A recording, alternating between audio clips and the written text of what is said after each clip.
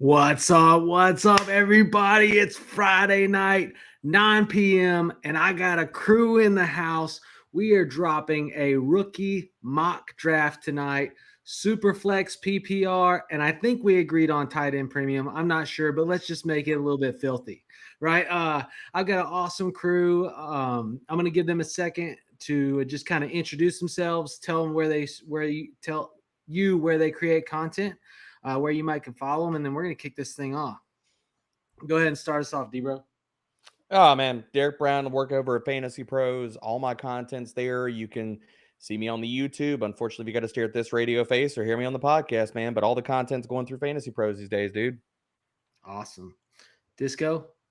They call me Disco. I am from the Big Draft Energy YouTube channel. You can catch me on Big Draft Energy on Twitter with a bunch of hot takes. And yeah, that's about it, man. Just surrounded by a bunch of good guys and great talent. And it was always Mac Hollins. It was never anybody else. It was always Mac Hollins. This Mac Hollins take. Why? Hey, Joe knows. Joe gets it. Why? Listen, man. Joe. You already know who it is. Your boy Joe Frick, Fantasy Football Advice Network. We're here with a good crew, excited to get drafted. And the Pirates are 1-0 since firing their manager. So we're so back. We're Super Bowl bound. Undefeated, some would say. Yeah, true. Don Kelly. And no one has fallen off the Clemente wall since. So we're doing good. Dude, that was a wild video. Just got to say, that video was a wild ride. I was like, whoa. That guy's lucky he was so intoxicated. I think it saved his life. Maybe so. We got some people popping in the chat. Mine's whipping. Let's go. Brandy Baller, smash that like, y'all. Appreciate it. Lion Light, let's go. Disco getting a little love from Kobe and the Cattle Dogs. And Rusty Shackelford in the chat. Appreciate you guys. As we go through the draft, drop your questions in. We're happy to try to get them. We're going to throw up this draft board. But while we do it, Disco, real quick, when you go into a rookie draft, like everybody has their tactics, their like kind of how they approach it. What's probably one key thing right off the cuff that you're looking into when you go into your rookie draft to try to maximize your output? I don't like hype. Hype is something that I try to avoid by any means necessary because it means people are overreacting on something that is not really attainable or sustainable in the NFL. I go based off of not just potential, but just based off of God-given ability and just being a good baller. Like I value being a good football player over combine scores, combine numbers, any of that. If you are special with the rock in your hands, you are somebody I want to invest in. So I'm a little bit unorthodox, but I've been fairly accurate in the past and hoping to continue to be so as my career as a content creator continues. The man's also burying the lead. He does have a football background, so he knows what he's talking about too. So I love it, and I'm going to kind of lean on you two guys because you're the guests. And so, I want to get a little bit of your feedback for our viewers on like kind of how you head into these drafts and kind of like where you make moves, pinnacle points for you in the draft class. Debro, for you, what's your number one take when you kind of lean into the draft? What are you looking to accomplish? I mean, for me, it's there's definitely and people have ever followed my ranks, looked at my content and stuff like that. Like I definitely have leans of guys like they're my guys. And so a lot of it comes down to like, especially this early after the NFL draft, we were talking about a little this before we turned the mics on and stuff and we went live. But like for me, it's I want to get my guys, whether that's guys that stand out at my ranks, I'm aggressive on.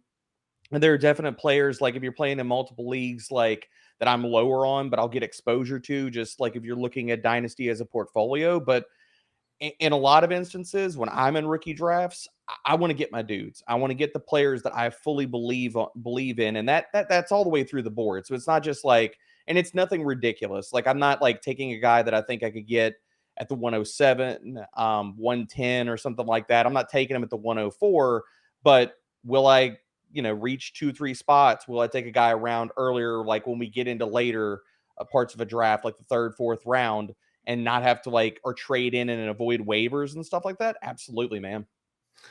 Love it. So there you go. Good with the rock in the hand, my guys. So if you're tuned in, you're going to find out exactly what that looks like tonight as we hit this rookie draft. Go throw the board up.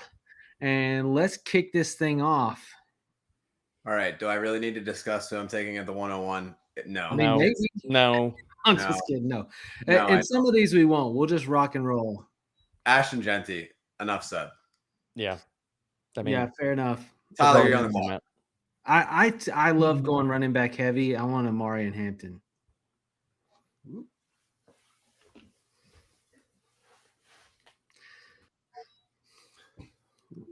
So I'm up. So You're up, as I Disco. said, I'm a little unorthodox. I like to get my guys, and I like the people who are exceptional and special when the rock is in their hands. And nobody displays that more than Matthew Golden, the wide receiver selected by the Green Bay Packers. He is my guy that I am the most bullish on out of this entire group. I respect it, dude. And it's Like not right just, now? Yeah, absolutely. 100%. Yeah, he ain't playing around, dude. No, he means now. Like when I talk about Matthew Golden, I get giddy because when I say special with the rock in his hands, the ability after the catch, what he's capable of doing, you pair that with a healthy Jordan Love. Remember, guys, Jordan Love got hurt week 1 in Brazil, right? So we never really got to see Jordan Love get going. You pair that with a healthy Jordan Love, a healthy running game, a healthy Marshawn Lloyd, like Debro has been beating the drum on, because at least we have a backup option in case anything happens with Josh Jacobs. You're talking about somebody who is not just the best rookie performer in fantasy overall this upcoming season, but this guy's going to be in the discussion as a top 10 wide receiver potentially. So I'm very bullish on Matthew Golden, not just this year, but every year moving forward. So I have a question for you on that, because Matthew Golden is somebody that I really like as a player. What does concern me, though, is if you look at Jordan Love and how he's supported he's very quick, like he's very good at distributing the ball. Jayden Reed was the closest that he had to a wide receiver one, and that also came with like the rushing upside that Reed has and the explosive plays. So do you have any concerns with Love not necessarily like featuring him in the offense and continuing to distribute what feels like what they have, like the international house of mid wide receivers? They have like 10 wide receiver threes on the team, and now they have this first round rookie. Here's the thing, right? It comes down to draft capital spent. They're not going to go invest the draft capital in round 1 for the first time in God knows how long to get a wide receiver to not feature this wide receiver. He's a special talent, special speed, and they paid to get him at home. Remember, the draft was in Green Bay at home. So yeah, I'm not worried about any sort of, they're going to fabricate plays. He's going to get all the gadget plays. He's going to get all the deep balls, and I'm here for it. And I'm glad I'm early on it. And I see that some people are sad in the chat, and I'm here for it. Just for point of record, it was the first time since 2002 Javon Walker was the last receiver they took in the first round. Hey, look, and I love this pick, and I say that I love the fact that you go after your guy. Like, like kind of Debro said at the beginning, you got to go after the guys that you like. And the reality is, if you sitting at the 1-3, you probably, it's a risky take to think that he might be there again at the 2-3. So if he's your dude and you think, you got to roll with it. I love it. Debro, you're up next.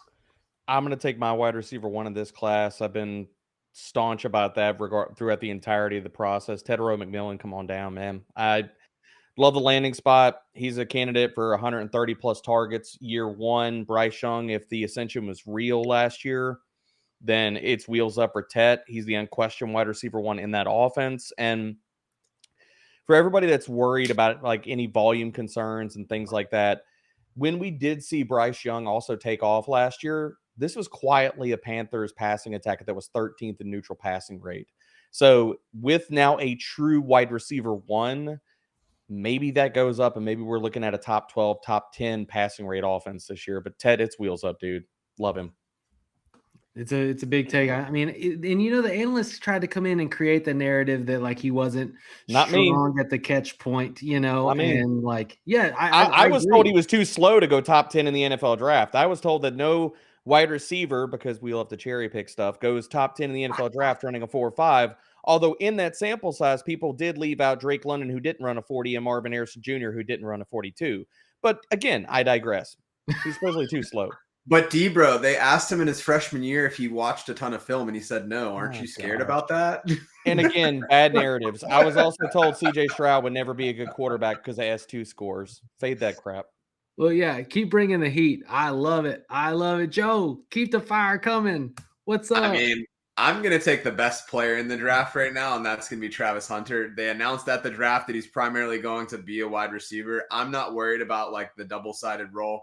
I know that Disco is a big Brian Thomas guy no matter what, but I think that they have a lot of opportunity on both for them to both eat. 130 vacated targets with Evan Ingram leaving. I don't see him necessarily being a full-time defensive player right away, if at all. So I like the upside. I think this is a strong running back class, and it's funny because the drafts that I've done, I haven't taken a lot of them.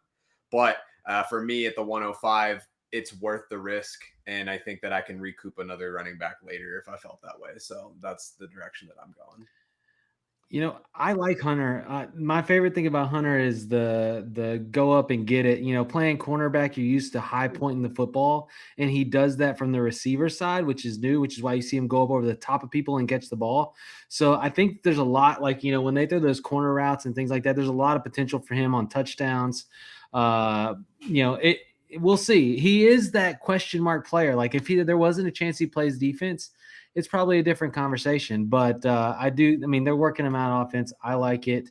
Here at 6, and I'm a sucker for running backs. I always go running back heavy. I love my wide receivers, but I feel like you can just get good wide receivers like in the mid rounds. And so I'm gonna take and it's a lot about the backfield, but I'm gonna take Quinshon Judkins here. One, he's a hell of a player. He's got a nose for the end zone. But 2, the Browns just have this thing, whether it's Jerome Ford, it's Kareem Hunt, it's Ernest Johnson, like whoever it is, somehow the Browns can run the football.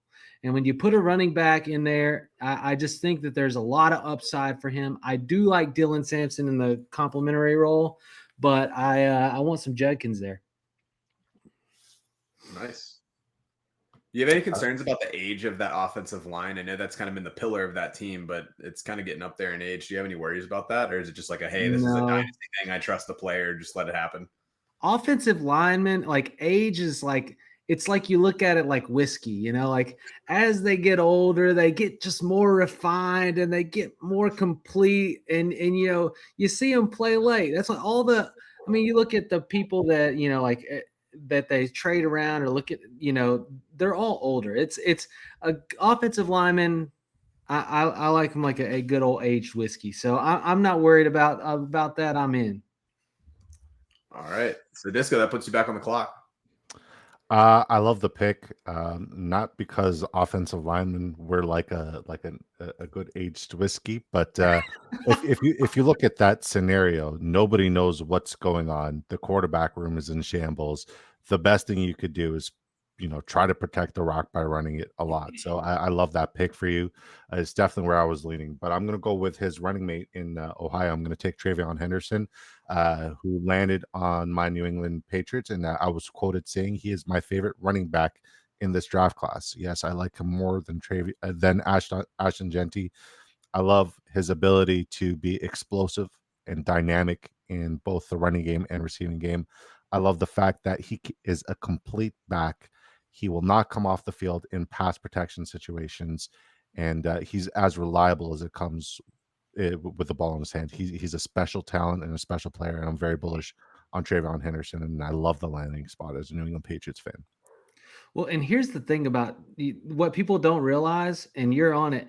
If Judkins and Henderson aren't in the same offense, and it's just Henderson, or even just Judkins, but just Henderson, then I think the Jeanty conversation as RB1 completely changes. I mean, you have 2 almost 1,000-yard rushers in that singular offense, right? So, like, what is Henderson's actual yards per carry if he's the only guy in the backfield? I think you probably have a different narrative. I love him. I love the landing spot, and Mike Vrabel's going to make sure he gets work.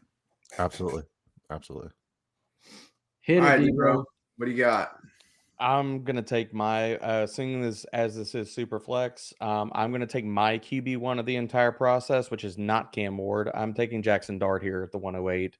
I loved his tape, love his skill set. All the Ole Miss stuff, all the narratives gets way overblown. If you watch his tape, he is accurate to all three levels of the field. And I'm not being hyperbolic when I say this. There is a lot of ball placement, his live arm. There's a lot of Jayden Daniels in there too when you watch his tape. And I know evoking that name, I was big on Jayden last year. He was my QB1 of the class over Caleb. I'm making a stand with Dart. He's been my QB2 of the process. I mean, I love the guy. You're getting rushing upside. The Giants, I think, are going to be a better team this year than people are giving it credit. So give me Jackson here. Love it. Do you think they'll start him week 1, or like at what point do you think that he'll actually?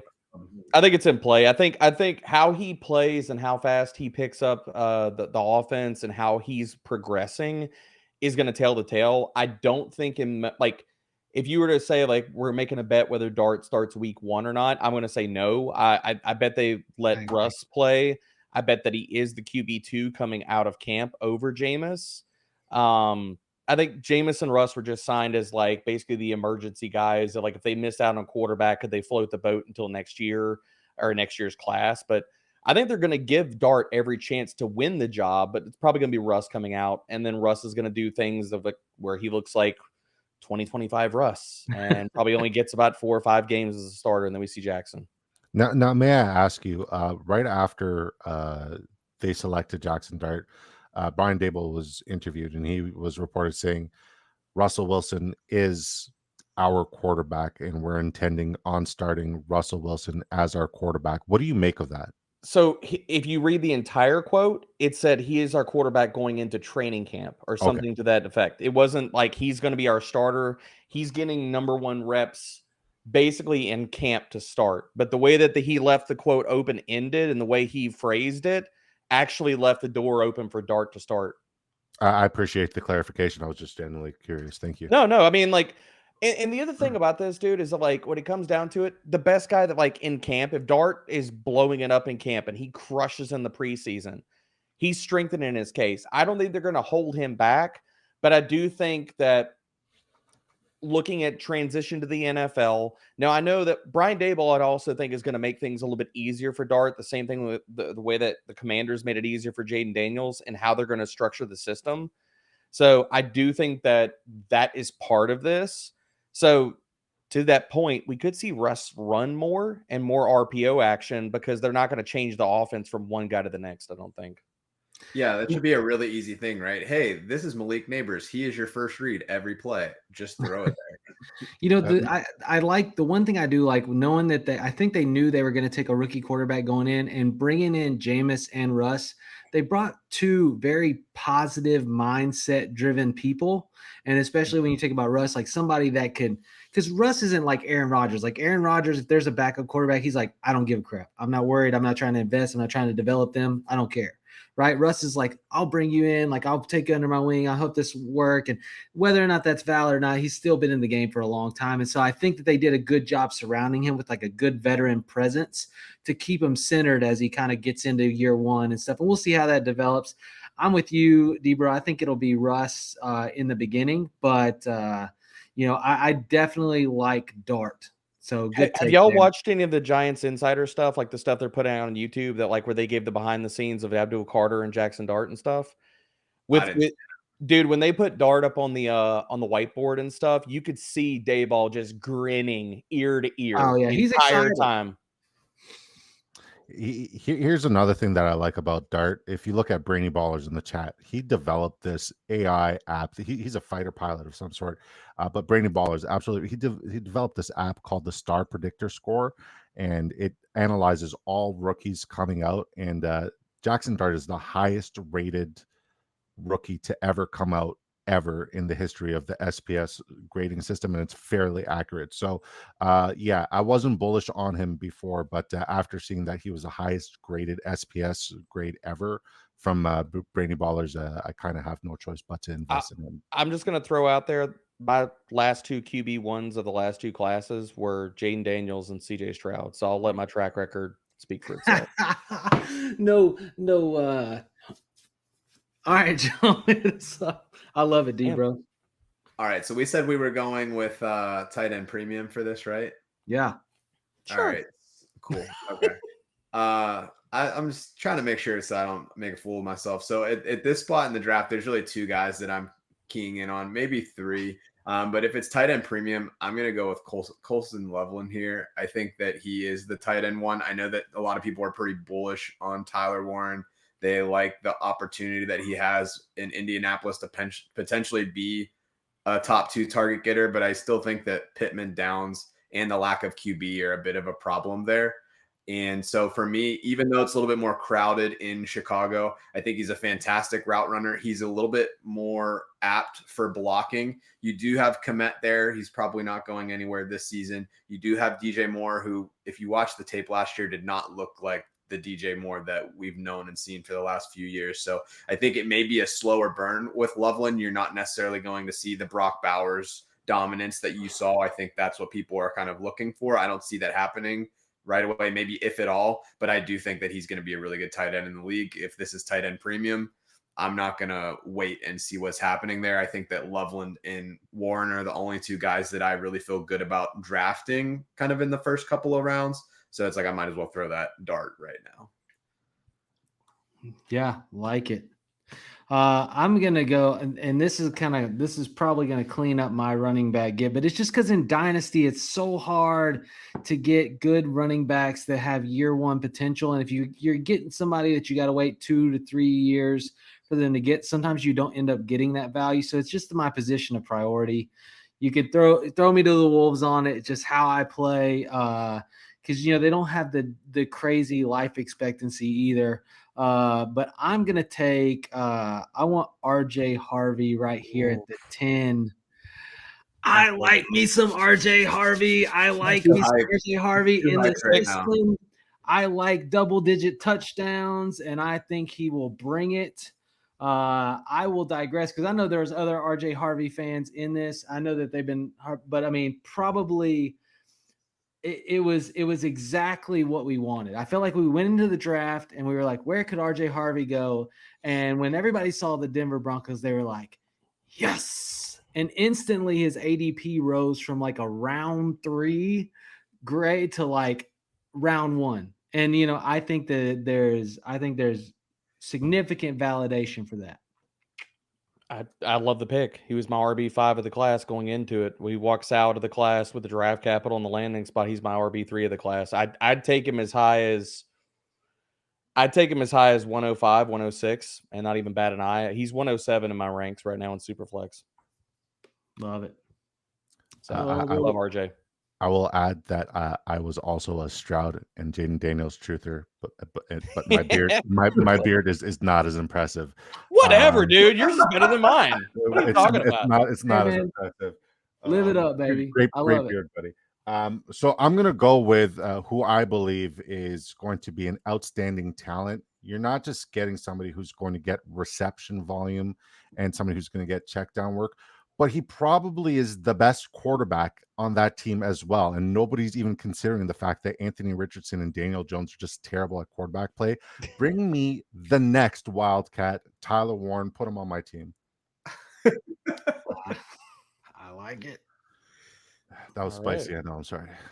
No, I like it. It is interesting. I know the thing that I've struggled with Warren and why I have Loveland over him is that the first 3 years of Penn State, I know that there was some talent in the tight end room, but he was pretty much non-existent and then just showed up out of nowhere and put up 1,400. But let me ask you, how was the quarterback play up until that point? Up until his most recent season? Yeah, also I mean, Allah was definitely a big improvement there. Yeah. I mean, the other thing about that is that, like, I think politics also plays into this stuff too. Like guys and where they recruited, who recruited them and stuff like that. So like, I've heard that kind of stuff. I don't worry about that stuff. I've also heard people say, well, there's a discrepancy between the age of Loveland and Warren. I don't care about that either, dude. If the tight end's good, they're good. If they're good, they're going to play into their early 30s, maybe mid 30s, and it doesn't matter. Love it. Tight ends do have that long life. I'm still hoping Hunter Henry can do well this year. Good luck. with this being super flex, maybe I'm not letting Cam Ward fall out of the first round. I'm not insane. So, again, in this exercise, we're not drafting specifically like builds of teams. We're taking guys where they should go. We're going BPA and things like that. So Cam Ward should not fall. I don't care what people think about this quarterback class. There's no way that a first round drafted quarterback should fall out of the first round in a super flex draft. I agree. I actually like Cam Ward. I think that he has a lot of that Mahomes capabilities, like the off balance throws, and accuracy. That make sure I saw that. I saw that head jerk there, Disco. And he's worked for everything. Like he's not like somebody that came as a 5-star prospect and was just given it, right? Like he's worked, and so I still don't know that Tennessee has their guys still undecided, which is why I haven't taken. This is one of those classes where I didn't take many quarterback shares personally. But I agree. There's not going to be a realm in a super flex league where Cam Ward falls out of the first round. No, I agree. And my thing about Ward, and it's some of my trepidation that I had last year on Caleb Williams. Ward has been my QB3 of this class throughout the entirety of the process. Now with Shedeur falling to the 5th round, that plummeted down my ranks. But with Ward, now he's my QB2 of this class. I've got concerns. Like the high end moments for Cam Ward are awesome. But the problem is he's a very hot, cold, streaky kind of player. That's why I comped him to Jordan Love. There are multiple stretches of plays where you'll watch Cam Ward play, and he looks like far and away the best quarterback, like the best player on the field. And then you'll see him go through stretches where he struggles and the ball placement isn't there and he gets rattled. And the down-to-down consistency for Ward to not only hit his ceiling, but honestly, like I'll say this, not be a bust, has to improve at the NFL level. Has to. Yeah, just one more thing to add to Cam Ward. My player comp is Jameis Winston. I don't like him as a franchise quarterback if I was a general manager, but in fantasy football, this guy has all the ability to break fantasy football because he just has never seen a window he hasn't tried to throw through, right? And I think that's going to cause him to, like, just to tail off of what Debro was saying, he's going to have his incredible spike weeks. Sometimes he's going to break fantasy football, and then some weeks he's just going to disappear. I don't like the longevity for Cam Ward, but this year I'm very bullish on him and some of his receivers as well. And as for you, Matthiasen, I don't know you, but best player available, and you take Golden. Hey man, that's in my rankings, and that's in. Yeah, I'm bullish on him, and I'm looking forward to keeping this receipt, sir. I appreciate it. Thank you. Yeah, I'm gonna do me right. Go ahead, Joe. All right, so I didn't expect him to be here, but for me, I'm going to take Caleb Johnson. I think he's a really good fit for the Art Smith wide zone running scheme. There's going to naturally be a lot of comparisons to Najee Harris because he's kind of like a bigger running back, but they're very different players. And I think that like people that don't necessarily pay attention in Pittsburgh are going to be very confused. I really like the explosive running ability, which is something that Najee really lacked. And it's something that's really important at the NFL level. If you look at guys that are top of the league in rushing, major ability to break the home run and have those long carries. You look at your Saquons, your Ken Walkers, like all of those guys, like they hit the 2-3 yard runs, but then they'll break one out. Caleb Johnson was one of the best in college at having those long runs. So I'm excited to see what he can do. And hopefully that Steelers young offensive line can finally figure it out. I love to see the capitulation, not by yourself, Joe, but like other people in the space when they were like, I'm going to bury Caleb after the 40 time, blah, blah, blah, blah, blah. And then he goes to the Steelers in the 3rd round and it's wheels up and everybody's like, oh, wait, I like Caleb and I like the landing spot. Dude, I love Caleb throughout the entire process. He was my RB2 throughout the entirety of the process. So no shade from me, dude. I think he's going to get a ton of work. Like 250 touches this year is probably the floor for Caleb Johnson. And he has a clean injury history too, which if he's going to jump into that role. You don't. I know you're a Jalen Warren dude, but like still in that offense, what do you think the floor for touches is? I think it's a 1A, 1B room. I think it's going to be a 50-50 split. So the floor for touches is probably going to be like 190, relatively 200 each. I think they're both going to get their work. And if I'm investing in one, I'm investing in both. Okay. I do like Caleb Johnson. I think he fits what they wanted Najee to be. They wanted a downhill, run straight guy. Najee wanted to try to dance. I think they got what they wanted in Caleb Johnson. I like that pick. I do think that Warren's not as far out as people say he is. So he's, for me, a late round best ball target.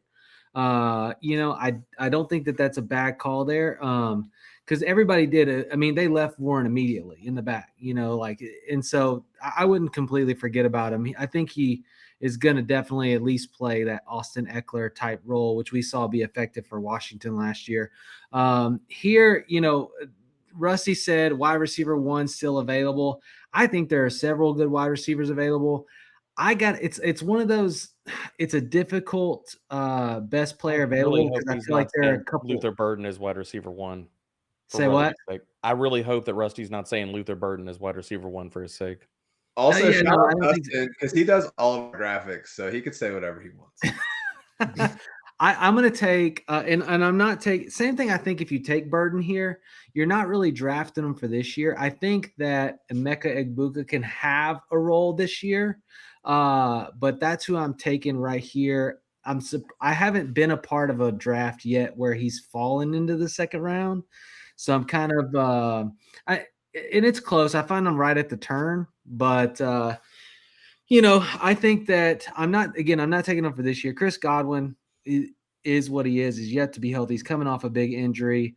And then Mike Evans' contract is 1 year left. So who knows what it'll be like next year, but we could be looking at, wide receiver 1 for 2026, and I'm in there.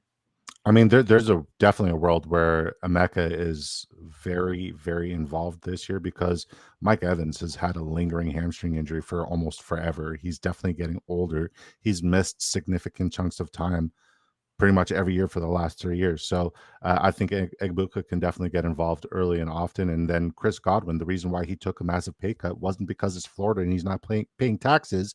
It's because he's not going to be right this year. There was a catastrophic injury and he's not going to be okay to play much this year, if any. So Egbuka is a smash pick here and a brilliant pick. I traded Jordan Addison for him straight up the other day in a draft. Is it in what Dynasty? Yeah. Okay. Yeah. Okay. Yeah. I like it. I think it's a great call. Great trade. I'm always laughing because if it's like something I feel like Debro is like on the edge on, he gives you one of these. He's like, Oh. I would have gotten a little bit of sauce on top of that with Egbuka, but that's just me. All right, I don't hate it. All right, I'm gonna go with who I think is one of the better, more underrated wide receivers in a spot that desperately needs wide receiver help. Yes, Ladd McConkey has been absolutely spectacular. Oh, you're gonna do it! I knew you were gonna do it. But I'm taking Tre right Harris in front of me. This guy's got some bunny. He's got some giddy up. And another guy I like to talk about, special after the catch, special with the rock in their hand. He's really fun to watch. I think this offense is going to be incredible.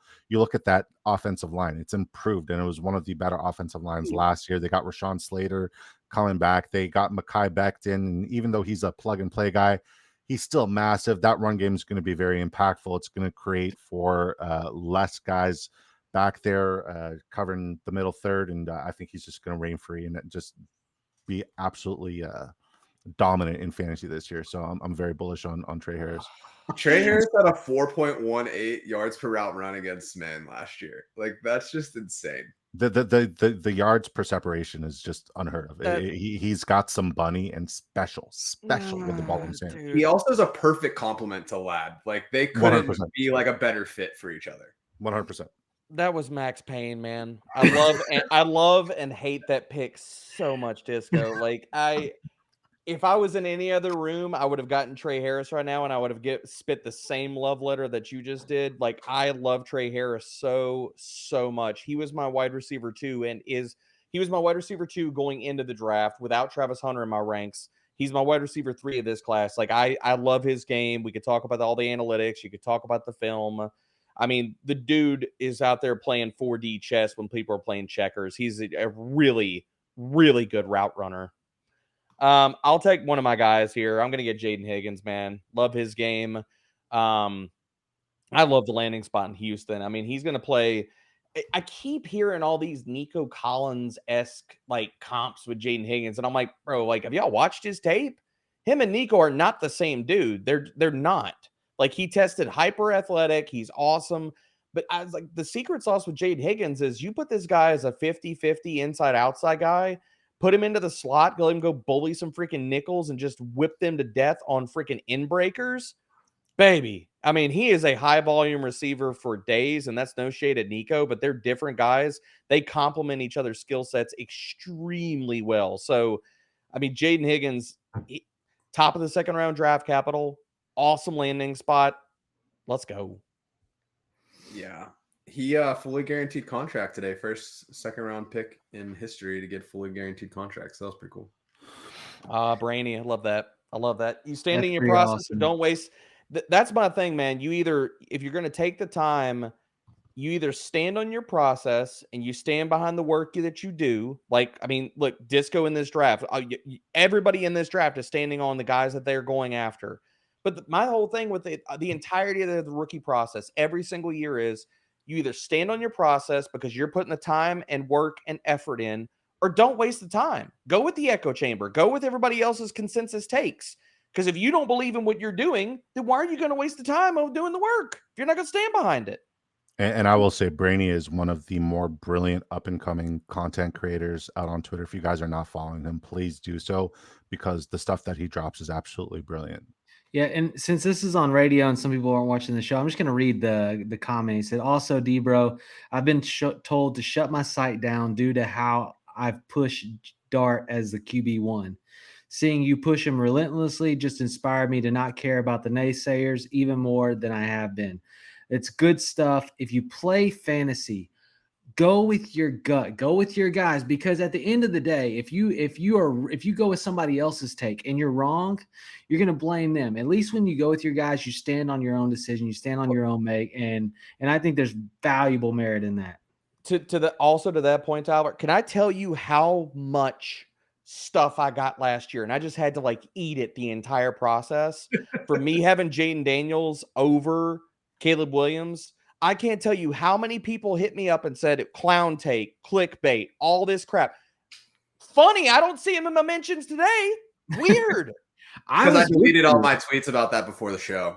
I was with you. As a Razorbacks fan, I still remember freaking Jayden Daniels coming in the second half of that LSU game and taking them over 3 touchdowns to win the game. Nah, like, Tyler, he's too skinny. His arm was weak. He can't slide, remember? He's a gamer. He's a gamer. He's a baller, and he can throw the football. I'm with you. I loved it. You mentioned that to me, and I was like, it's dumb. And we sit here, and you've been right on several. I mean, you called Puka, you talked about Jayden, you talked about Stroud, and I mean, there's other people that have too. Like I know you mentioned. Yeah, I'm not alone. Too, no, but like it shows just the statement of fact. Like as we continue to go through this draft, I hope you get the information that you need to go with your guys if you don't already have those decided. You've got some big minds in this room, and eat it up. So Joe, back on the clock. Yeah, I hate it because I pulled up my notes on Tre Harris and then Higgins, and then I should have known better that was going to go back to back. I'm actually at a point at the draft where I would be trying to trade out of this pick. I don't really care for anybody that's in this zone. They don't really do anything for me. So it's like I would be looking to either trade for like Tyler, you're saying like it's hard to recoup value. Like I would take like an older running back for a second or try to get like a first for next year if somebody feels really passionate about Luther Burden. I'm not a Scatabo guy. There's no one really here that excites me. So I'm just going to go best ranked player and take Burden, but I don't feel great about it at all. Yeah, I will say this. This for me also, I think that we've hit the tier where it's like it is like a very distant, like we've gotten through all the people that we think have immediate impact ish in a way. I obviously we have some different opinions on some sleepers or some people that other people may not be looking at, but we've kind of hit that like line, I guess, that's in the draft. And so there is this, I think this is the spot where you are trying to trade out, but for the exercise, take value. This is tight end premium. I have had my eyes on Mason Taylor since LSU. I mean, like watching him play last year, had some really great moments. I want Mason Taylor right here. Didn't he get a terrible number assignment today, though? Kind of like just killed it for me. I don't care about the number assignment. I good. care about I care about a Really? 6'5", 255 guy running a 4.6 40 with the ability to go up and get the football. Joe, please tell me you're not going to like not draft a wide receiver if he picks 0 or he picks 1 or something. I mean, Matthew Golden's career is already over being 22. Oh, 22. I did. I saw the 22. To me, that's just swag, dude. Like, let you do you, man. Like, I'm down it's for definitely it. swag for sure. I'm so down for it. I wore 46 when I was a tight end, when I was 17. Love it. So I love it. It's a great, spectacular number, and I love that pick. I want to see a wide receiver pick like 78 or something like that. Like, give him an O-line number. I'm here for that. I didn't hate Matthew Golden taking 22. The sentiment behind it was also great. So a lot of people, Debro was talking about standing on business. Tyler was talking about staying true to your authentic self. You got to draft and bet like you're right, but have the humility to know that you could potentially be wrong. And I know this is an incredible gamble, but it's one that could really, really pay off. I want Jalen Milroe here at the quarterback position. And I think Jalen Milroe is not going to have an impact next year. He will have an immediate impact this year because Sam Darnold will be seeing ghosts. When Christian Darrisaw went down last year, their all-pro left tackle in Minnesota, we saw the Sam Darnold. We saw so many glimpses of that Sam Darnold from the New York Jets who saw ghosts. And we're going to see Sam Darnold seeing ghosts again this year because that offensive line did not improve a lot. Obviously, Gray Zabel is a great pick, but that offensive line did not improve. They still got Cross, who can never stay healthy. And even when he is healthy, he's a C+ player at best. So Jalen Milroe's ability to get loose and get lost and be just an athletic specimen and freak, we are going to see him have an immediate impact at some point this season. My bet over under 6.5 weeks. Ooh, okay. Wow. Look, I was surprised they didn't double tap offensive line in that draft. Like, I'm not saying like your top 2 picks, but because they got really good value on even Worry. But I was kind of surprised they didn't go back to the well and draft another offensive lineman. I'll say that for Seattle. What was that kid from Minnesota, the one that ended up in Miami? Was he still available? The tackle? Oh, I can't pronounce his last name. I can't remember off the top of my head, but I think it was close. He should have gone there. Even if they would have traded up, they should have gone there. It's the Seahawks thing. The Seahawks don't protect their guys. Like, you want to know why Jalen Milroe is going to have impact year 1? It's because Sam Darnold is going to try to run the football like he does, and he's going to be banged up like he's been so many seasons, and we're going to get Milroe. It's because Clint Kubiak is the offensive coordinator, and he's been quoted saying they want to run the heck out of the rock. That's why I'm so bullish on Kenneth Walker this year. Plus, he's in a contract year, and if you guys follow the historical data, running backs in contract years break fantasy football. I traded this is crazy. I traded Chase Brown, Jerry Jeudy, J.K. Dobbins, and I think a 3rd round pick, and walked away with Kenneth Walker and Brian Thomas Jr. Oh! Is there any openings in that Somebody league? call the police, dude. There has been we got to report something. That's wow. Did you like smack him with your belt before? No, he wanted Chase Brown, and he liked Jerry Jeudy as wide receiver 12 in his first season out of Denver. And I just threw in a couple little extras, and we all got life choices to make. That's not one. Did you post like a fake article on the site, like hyping up? No, but that's a good one. I'm gonna try that next time. No, I'm just kidding. All right, Debro, you're up. I'm gonna go with my guy here. I'm gonna get Jack Bech. Got 2nd round capital, clear path to, a lot of targets. I think he's gonna sniff close to probably about 100 plus targets in year 1.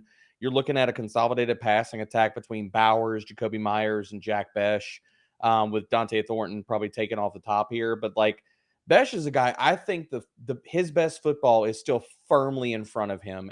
From a player that, if everybody's not fully aware of, I know that his story and his backstory has been discussed a lot, but more of that has been his family and stuff like that. But for a player that started at LSU, started at tight end, transfers, becomes a slot wide receiver, and then a perimeter wide receiver in his final year at college.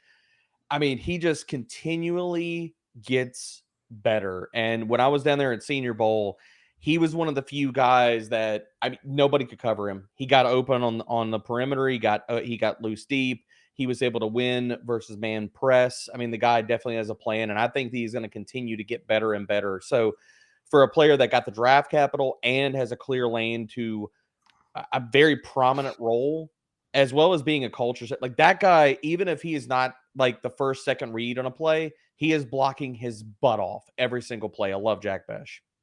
Yeah. Hey, Debro, while you're on that, IMJ from Twitch popped in. He said, hey, y'all, quick trade question. And I'm throwing you mentioned Jayden and Stroud. So he's offering Jayden Daniels the 2025 2.10 and 3.10.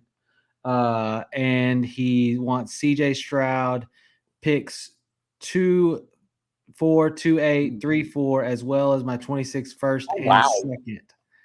I think that's too much, but go ahead. What's your thoughts? So is he's getting the Stroud side, or no, he's getting the Jayden Daniels. No, I'm not doing that. If you're getting the Stroud side, that's a haul, man. I'm not doing that. No. I agree. Thanks. Like, I don't blame somebody for trying to get that for Jayden, but I'm not paying that. No way. What's the pot, and are you in win now mode? Because that's the only way I'd make that move.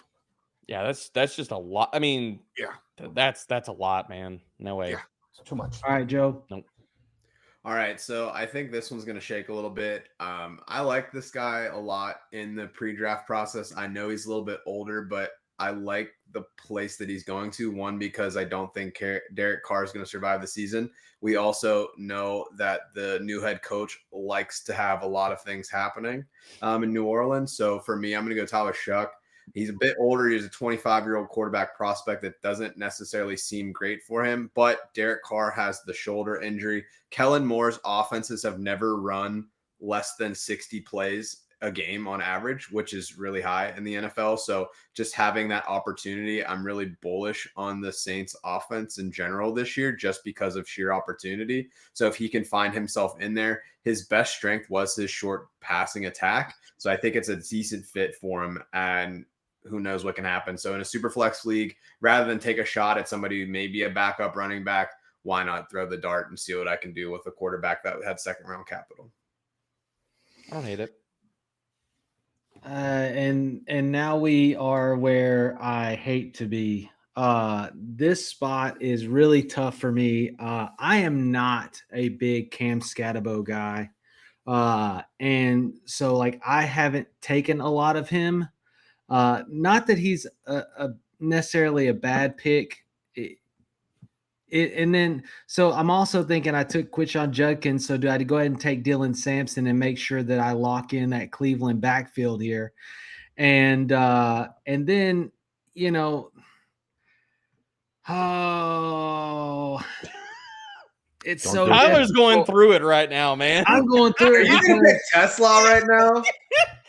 You can hear he is going through it right now. You know, just because I can't do it. I think I'm one pick away on that, but since you said it, I'm gonna go ahead and make my mark here. I will take Teslaa right here. Wow. I gotta go and type him in because you gotta type in because he's way down there, baby. And really, I'm probably taking him probably early mid third. I like Isaac Teslaa, and it's not because I'm a Razorback fan. He had was it the 11th highest RAS score in the history of the position at wide receiver.